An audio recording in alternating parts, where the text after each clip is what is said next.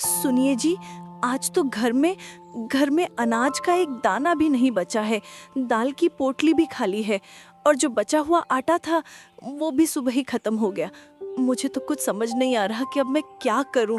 हमारा प्रणव, वो स्कूल से आएगा तो मैं उसे क्या खिलाऊंगी। मेरी कल्याणी, मैं जानता हूँ कि स्थिति कितनी भयानक हो चुकी है। ये कैसा समय आ गया है कि मैं अपने ही बेटे को भरपेट भोजन नहीं दे सकता। पिछले कई दिनों से मैं आसपास के हर दरवाजे पर गया, हर किसान भाई से विनती की, पर हर कोई इसी सूखे की मार झेल रहा है। कहीं से भी थोड़ी सी मदद नहीं मिल पाई। मैं अपनी चिंता नहीं करती जी, मैं तो केवल एक गिलास पानी पीकर भी दिन निकाल सकती हूँ। लेकिन प्रणव, वो अभी बढ़ रहा है, उसे तो पोषण चाहिए। मुझे लगता है कि मैंने आपको बहुत पहले ही बता दिया था कि राशन खत्म हो रहा है, पर आप हर बार यही कहते रहे कि कल कुछ हो जाएगा, कल बारिश आ जाएगी। मुझे माफ करना, पर आज तो कल भी नहीं है। तुम्हारी हर बात सच है कल्याणी। मैंने अपने पूरे जीवन में केवल एक ही काम सीखा है, खेत में हल चलाना। मैंने कभी सोचा भी नहीं था कि मेरी मेहनत, मेरा पसीना भी इस बंजर धरती के आगे व्यर्थ चला जाएगा। मैं किस मुंह से ईश्वर को दोष दूं? उन्होंने तो मुझे हाथ पैर दिए थे, पर मैं उन्हें इस्तेमाल करके भी अपने परिवार को भूखा देख रहा हूं। इस लाचारी से बड़ा पाप और क्या होगा? पाप क्यों कह रहे हैं? आप तो दिन रात खेतों में जलते हैं। आप तो हमारे लिए सब कुछ हैं। बस हमें कोई रास्ता निकालना होगा। क्या गांव में कोई ऐसा व्यक्ति नहीं जो हमें थोड़ा सा उधार दे सके? मैं अगले साल की फसल में से उसे 2 गुना लौटा दूंगी, वादा करती हूँ। तुम चिंता मत करो कल्याणी, मैं कुछ करता हूँ। मैं किसी भी हाल में अपने परिवार को भूखा नहीं सोने दूंगा, ये मेरी प्रतिज्ञा है। मैं अभी जाता हूँ, कहीं ना कहीं से तो प्रबंध करना ही पड़ेगा। कहाँ जा रहे हैं जी? जरा संभल कर जाना, और अगर कोई बहुत ज्यादा ब्याज मांगे तो ज्यादा पैसे मत उठाना, बस उतने ही जितने से हमारा यह सप्ताह कट जाए। बस तुम चिंता छोड़ दो, मैं जल्द ही राशन लेकर वापस आता हूँ। तब तक तुम थोड़ा आराम करो।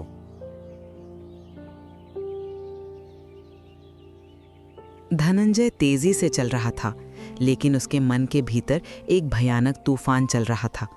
वो अपने आप से बातें कर रहा था, हर सांस के साथ अपनी किस्मत को कोस रहा था। हे राम, ये कैसा समय आ गया है प्रभु। मेरे घर में अपने बेटे के लिए राशन का एक दाना तक नहीं है। मैं और मेरी कल्याणी तो जैसे तैसे भूखे पेट रह लेंगे। हमने तो अपनी जवानी भी गरीबी में गुजारी है, पर मेरे बेटे प्रणव का क्या? वो तो अभी 16 साल का है। उसे अभी दुनिया देखनी है, पढ़ना है। मैंने तो केवल खेत में मेहनत करना सीखा है, केवल धरती माता की सेवा की है, लेकिन मेरी सेवा भी इस सूखे के सामने बेकार हो गई। बारिश, जिसने हमेशा हमारा साथ दिया था, उसने भी आज हमसे मुंह फेर लिया है। फसलें पकने से पहले ही मुरझा गईं, मेरी सारी उम्मीदें धूल में मिल गईं। मुझे पता है दुष्ट केतु के पास जाना आग से खेलने जैसा है। वो एक शातिर और चालाक आदमी है। वो हमारी मजबूरी का फायदा उठाएगा, हमारी लाचारी को अपनी कमाई का जरिया बनाएगा। लेकिन मेरे पास अब कोई दूसरा रास्ता नहीं बचा है। मेरे पास जमींदार से उधारी पैसे लेने के अलावा कोई दूसरा विकल्प ही नहीं है। अगर मैंने ऐसा नहीं किया तो प्रणव की भूख मेरी आत्मा को हमेशा कचोटती रहेगी। मुझे ये कड़वा घूंट पीना ही पड़ेगा, अपने बेटे के लिए। धनंजय ने अपने आप को समझाया। उसके मन में अपने बेटे के प्रति प्रेम की भावना अपनी लाचारी के डर से ज्यादा मजबूत थी। वो अपनी सारी इज्जत, अपनी सारी आत्मसम्मान की भावना को एक कोने में दबाकर दुष्ट केतु के भव्य पर अंधेरे घर की ओर कदम बढ़ाने लगा। उसे मालूम था कि वो एक ऐसी खाई की तरफ जा रहा है जिसकी गहराई से वापस निकलना लगभग नामुमकिन होगा। गांव का जमींदार दुष्ट केतु केवल धनी ही नहीं, बल्कि बहुत ही शातिर और चालाक किस्म का इंसान था। वो हमेशा गांव के सीधे साधे लोगों को बेईमानी से लूटने, उन्हें कर्ज के जाल में फंसाने के बारे में सोचता रहता था। उसका घर दूर से तो भव्य दिखता था, पर उसके अंदर की हवा में हमेशा लोगों के शोषण की बदबू महसूस होती थी। अरे आवा आवा धनंजय भैया, बहुत दिनों बाद दर्शन दिए। और बताओ कैसे आना हुआ है? खेती बाड़ी कैसी चल रही है? मुझे पता चला है कि इस बार फसल जबरदस्त हुई है। नमस्कार जमींदार जी, आप तो मजाक कर रहे हैं। जबरदस्त फसल कहाँ? आपको तो सब पता ही होगा कि पूरा विरामनगर कैसा सूखा झेल रहा है। सच कहूँ तो मैं बहुत खराब समय से गुजर रहा हूँ। खराब समय? हाँ हाँ, बताओ बताओ, क्या तकलीफ है? अरे हम तो गांव के मालिक ठहरे, अपने ही भाई बंधुओं की मदद नहीं करेंगे तो कौन करेगा? बेझिझक बताओ। देखिए ना, अब बारिश समय से ना होने पर मेरी खेत की सारी फसलें बर्बाद हो चुकी हैं। जो थोड़ी बहुत बची थीं वो भी सूख गईं। घर में अब अनाज का एक दाना भी नहीं है। मैं अपने बेटे को भूखा नहीं देख सकता। इसलिए आपसे कुछ पैसे उधार लेने आया हूं जमींदार जी। जब भी फसल होगी मैं आपको ब्याज सहित वापस कर दूंगा, वचन देता हूं। अरे इतनी सी बात है तो फिर क्या सोचना। हाँ हाँ भैया, बोलो कितने रुपए चाहिए आपको? ऐसे समय में हम नहीं मदद करेंगे तो और कौन करेगा? बोलो बोलो, कितने दे दूं? 500? 1000? आपका बहुत बहुत धन्यवाद जमींदार जी, आप तो सच में देवता समान हैं। लेकिन मैं ज्यादा पैसा उधार नहीं लेना चाहता। मुझे बस कुछ दिन का राशन चाहिए। इसलिए आप ऐसा करें कि सिर्फ 1500 रुपये दे दीजिए, मैं जल्द ही लौटा दूंगा। अरे भैया, ये कैसन बात कर रहे हो? भला 1500 में क्या होगा? क्या पता आगे चलकर कब बरसात होगी और कब समय बदले। अभी कम से कम 10,000 रुपए तो लो। दुष्ट केतु के मन में लालच का सांप फुफकार रहा था। उसे लगा कि इतना कम पैसा लेकर ये किसान तो आसानी से कर्ज चुका देगा और उसे ज्यादा ब्याज कमाने का मौका ही नहीं मिलेगा। अरे ससुरा, तुम जैसे लोग अगर इतना कम कम पैसा लोगे तो मैं कैसे कमाऊंगा? मुझे तो अपना महल बनाना है। ज्यादा लोगे तभी तो हमें ज्यादा ब्याज मिलेगा और मैं तुम्हारी जमीन पर कब्जा कर सकूंगा। 10,000 की रकम ऐसी है कि ये आसानी से निकल नहीं पाएगी और फिर खेल शुरू होगा। देखो धनंजय भैया, तुम मेरे अपने हो। मैं तुम्हें सलाह दे रहा हूं। ये बुरा वक्त है और पैसे की जरूरत कभी भी पड़ सकती है। तुम पूरे 10,000 ले जाओ, बड़े काम आएंगे। आखिर अब मैं क्या करूं? मुझे तो सिर्फ 1500 चाहिए थे। पर ये कह तो ठीक ही रहे हैं। क्या पता कब भगवान की हम जैसों पर दया होगी, कब बारिश आएगी। अगर मैंने अभी ज्यादा नहीं लिए और फिर से जरूरत पड़ी तो कहाँ जाऊंगा? जमींदार जी हर दिन तो मदद नहीं करेंगे। एक काम करता हूँ, 10,000 ले ही लेता हूँ। ये बुरे वक्त के लिए मेरी एक छोटी सी बचत बन जाएगी। ठीक है जमींदार भाई, मैं आपकी बात मानता हूँ। तो मैं 10,000 रुपये ले लेता हूँ। अब आप ये बताइए कि आप इन 10,000 पर कितना तक ब्याज लेंगे? देखो धनंजय भैया, वैसे तो हमारे यहाँ 10% प्रति महीना चलता है हर कर्जदार के लिए, लेकिन तुम तो अपने ही आदमी हो, आपस में क्या धंधा करना। चलो तुम हमें केवल 8% प्रति महीना दे देना। ये सिर्फ तुम्हारे लिए है। हे भगवान, 8% प्रति महीना, ये तो हमारे लिए बहुत ही ज्यादा ब्याज है। इतनी बड़ी रकम को मैं ले तो लूंगा, पर चुकाऊंगा कैसे? मेरी तो कमर ही टूट जाएगी। पर अगर नहीं लूंगा तो मेरा बेटा प्रणव कल भूखा ही रहेगा। उसकी ये भूख मुझसे देखे नहीं जाएगी। चलो ले ही लेता हूँ। अगर भगवान की यही मर्जी है कि मुझे इस कर्ज के दलदल में फंसना है तो यही सही।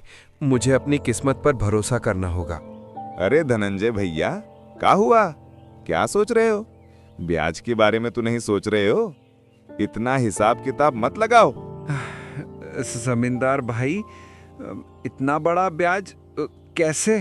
अरे कोई चिंता की बात नहीं है। देखो तुम तो अपने हो, आराम से चुकाइएगा जब फसल हो जाए। कोई हड़बड़ी नहीं है। कहिए क्या कहते हैं? अच्छा ठीक है, दे दीजिए। मैं आपसे 10,000 रुपये उधार लेता हूँ। धनंजय को 10,000 रुपए थमाकर दुष्टकेतु अंदर ही अंदर अपनी जीत का जश्न मना रहा था। ये रकम धनंजय के लिए एक बड़ी राहत थी, पर साथ ही उसके भविष्य पर मंडराता एक काला बादल भी। धनंजय अब उस जमींदार के जाल में बुरी तरह फंस चुका था। 10,000 रुपए लेकर धनंजय गांव के बाजार की ओर चला। ये पैसा उसके हाथ में एक भारी पत्थर जैसा महसूस हो रहा था, जो उसे कर्ज के बोझ तले दबा रहा था, पर साथ ही उसके परिवार के लिए जीवन का अमृत भी था। चलो अब जल्दी जल्दी बाजार से राशन और प्रणव के लिए कुछ अच्छा सा उसकी मनपसंद मिठाई ले लेता हूँ। आज मेरा बेटा तो बहुत खुश हो जाएगा। धनंजय ने जल्दी जल्दी सबसे अच्छी क्वालिटी का राशन खरीदा। उसने प्रणव के लिए एक छोटी सी मिठाई भी खरीदी जिसे वो बहुत पसंद करता था। हर सामान खरीदते समय उसके चेहरे पर चिंता की रेखाएं गायब होती गईं और एक पिता का प्रेम झलकने लगा। बाजार से सामान लेकर वो तेजी से घर की ओर वापस हो गया। सूरज अब ढल रहा था और धनंजय की इच्छा थी कि वो अंधेरा होने से पहले अपनी पत्नी और बेटे के पास पहुंचे। कल्याणी, देखो मैं आ गया। अजी, आप आ गए? ओहो, इतना सारा सामान कहाँ से मिला जी? मुझे तो लगा था कि आप सिर्फ थोड़ा सा ही ला पाएंगे। देखो कल्याणी, मुझे पता है कि तुम मुझ पर गुस्सा करोगी और शायद थोड़ी नाराज भी होगी, लेकिन मेरे पास और कोई चारा भी नहीं था। मैं खाली हाथ वापस नहीं आ सकता था। मैं समझ गई जी, आपने किसी से उधारी पैसे लिए होंगे, पर कोई बात नहीं। मैं भी वही सोच रही थी कि आज रात तो भूपा ही सोना पड़ेगा, लेकिन ऐसे समय में गांव में किसी के पास देने के लिए पैसे नहीं हैं, सब कर्जदार हैं। क्या आप जमींदार दुष्टकेतु से उधारी पैसे लेकर आए हो? हाँ कल्याणी, हाँ मैं उसी के पास गया था, मुझे माफ करना। मैंने तो सोचा था कि आप केवल 1-1.5 रुपए ही मांगेंगे। वो तो बहुत बुरा आदमी है, उसका ब्याज वो तो किसी को भी जिंदा नहीं छोड़ता। मैंने तो 1-1.5 ही मांगे थे, पर उसने कम से कम 10,000 या उससे ऊपर लेने बोला। वो नहीं माना। उसने मुझे बार बार कहा कि बुरे वक्त के लिए ज्यादा पैसा रखो। इसलिए मैंने 10,000 ले लिए कल्याणी, और उस पर 8% मासिक ब्याज। 8%? हे भगवान, आपने ये क्या कर दिया? वो तो बहुत चालाक और बेईमान है। वो बहुत ज्यादा ब्याज लेता है, और अगर समय पर पैसे ना दिए जाएं तो वो हमारा खेत, हमारा छोटा सा घर तक छीन लेता है। ये तो हमारी गर्दन पर लटकी हुई तलवार है। सुनो मेरी कल्याणी, अब जो हो गया सो हो गया। हमें अब चिंता नहीं करनी है। हाँ, हमें ये कर्ज चुकाना है और मैं चुकाऊंगा, पर भगवान के घर देर है, अंधेर नहीं। इस वक्त मेरे बेटे प्रणव से बढ़कर और कुछ नहीं है। अगर आज हमारे पास ये राशन है तो सिर्फ इस कर्ज की वजह से। हमें आशा नहीं छोड़नी चाहिए। हाँ, आप कह तो सही रहे हो। हमारा प्रणव सबसे पहले है। ये तो एक पिता का धर्म है, पर हमें बहुत सावधान रहना होगा जी, बहुत बहुत सावधान। सुनो ना कल्याणी, अब मेरे बेटे के आने का समय हो गया है। मैंने ये कुछ सामान लाया है, जाओ जल्दी से सबके लिए कुछ अच्छा सा स्वादिष्ट सा खाना बना दो। आज हमारे घर में फिर से खुशियाँ आनी चाहिए, कम से कम खाने की मेज पर तो सही। जी, आज तो मेरा बेटा बहुत खुश हो जाएगा। आप चिंता मत करिए, मैं अभी रसोई में जाती हूँ। कल्याणी जल्दी से रसोई में चली जाती है। हालांकि कर्ज की चिंता उनके माथे पर थी, पर उस पल अपने बेटे के लिए स्वादिष्ट भोजन बनाने की खुशी ज्यादा थी। कल्याणी ने उस राशन का इस्तेमाल करके बहुत ही स्वादिष्ट खाना बनाया। वो अपनी पूरी ममता और प्रेम उस भोजन में मिला रही थी। दाल चावल के साथ साथ उसने प्रणव की मनपसंद खीर भी बनाई। खाने की खुशबू अब पूरे घर में महक रही थी, जो इतने दिनों की उदासी को कुछ पल के लिए मिटा रही थी। वाह मेरी कल्याणी, क्या खुशबू आ रही है। तुम तो अपने बेटे की मनपसंद खीर बना रही हो। मुझे विश्वास नहीं हो रहा कि इतने दिनों बाद हमारे घर में फिर से पकवानों की खुशबू आई है। हाँ जी, मैंने सोचा क्यों ना आज उसकी मनपसंद खीर बनाई जाए। कर्ज की चिंता तो चलती रहेगी, पर आज का दिन, आज का पल तो हमारा है। आज प्रणव को खुश देखना है। दोपहर में स्कूल की छुट्टी के बाद प्रणव घर आ जाता है। वो थकान और भूख से बेहाल था, पर जैसे ही उसने घर में फैली खाने की सुगंध महसूस की, उसके चेहरे पर एक बड़ी मुस्कान आ गई। माँ, पापा, आप दोनों यहाँ? और ये कौन सी खुशबू है?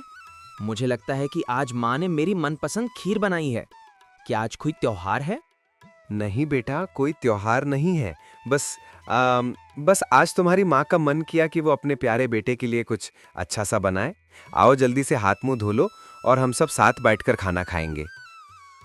उस दिन बड़े दिनों बाद धनंजय के परिवार में सभी के चेहरे पर सच्ची खुशी थी। वे एक साथ बैठे और जी भर कर खाना खाया। हर निवाला स्वादिष्ट लग रहा था क्योंकि वह प्रेम और एक दूसरे के प्रति विश्वास से भरा हुआ था। माँ, खाना तो बहुत बहुत ज्यादा स्वादिष्ट था। आज तो सच में मजा आ गया। खीर तो जैसे अमृत जैसी थी। आपका हाथ चूम लूं? पागल लड़का, बस अब पेट भर गया तो चलो कुछ देर आराम करो। अच्छा पापा सुनो, मेरे दोस्त मयंक ने आज मुझे बुलाया है। कह रहा था कि आज वो मुझे अपने पापा से मिलवाने वाला है। मयंक के पापा बहुत बड़े आदमी हैं और वो कुछ बहुत ज़रूरी बात करना चाहते हैं, इसलिए मैं वहाँ जा रहा हूँ। 1-2 घंटे में वापस आ जाऊँगा। ठीक है बेटा, जाओ, लेकिन संभल के जाना और संभल के आना, ठीक है? और मयंक के घर में थोड़ा अदब से पेश आना, वे बड़े लोग हैं। इतना कहकर प्रणव घर से निकल जाता है। एक तरफ धनंजय और कल्याणी कर्ज के गहरे डर में थे, वहीं दूसरी तरफ उनका बेटा प्रणव अनजाने में ही अपनी और अपने परिवार की किस्मत बदलने वाले दरवाजे की ओर कदम बढ़ा रहा था। ये मुलाकात उसके जीवन की सबसे बड़ी घटना साबित होने वाली थी। भगवान, मैं जानता हूँ कि हमारे खेत में थोड़ा भी फसल नहीं हुआ है और मेरे पिताजी सिर्फ मेरे लिए, हम सबके लिए पैसों का इंतजाम किए हैं, चाहे उन्हें कितना भी बड़ा कर्ज उठाना पड़ा हो। भगवान जी, कृपया कुछ ऐसा कीजिए कि मैं अपने माता पिता की ये चिंता हमेशा के लिए दूर कर सकूं। मुझे कोई रास्ता दिखाइए, कोई जरिया दीजिए जिससे मैं उनकी मेहनत का फल उन्हें लौटा सकूं। प्रणव भगवान से प्रार्थना करते हुए अपनी दोस्त मयंक के घर की ओर बढ़ रहा था। उसे नहीं पता था कि जिस कर्ज के डर से उसकी माता पिता सहमे हुए थे, वही कर्ज और यही लाचारी उसे एक ऐसी मंजिल की ओर ले जा रही थी जहां से उसकी जिंदगी पूरी तरह से बदलने वाली थी। क्या धनंजय अपनी गरीबी से बाहर निकल पाएगा? ये हम भाग 2 में जानेंगे। तब तक आप लोग चैनल को सब्सक्राइब कर लें ताकि जब भाग 2 आए तो सबसे पहले वीडियो का नोटिफिकेशन आप तक पहुंचे। और वीडियो पसंद आया हो तो लाइक और शेयर ज़रूर करें। धन्यवाद।